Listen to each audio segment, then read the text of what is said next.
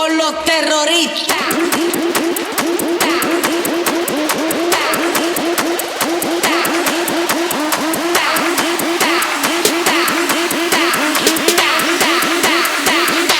And do the Harlem Shake.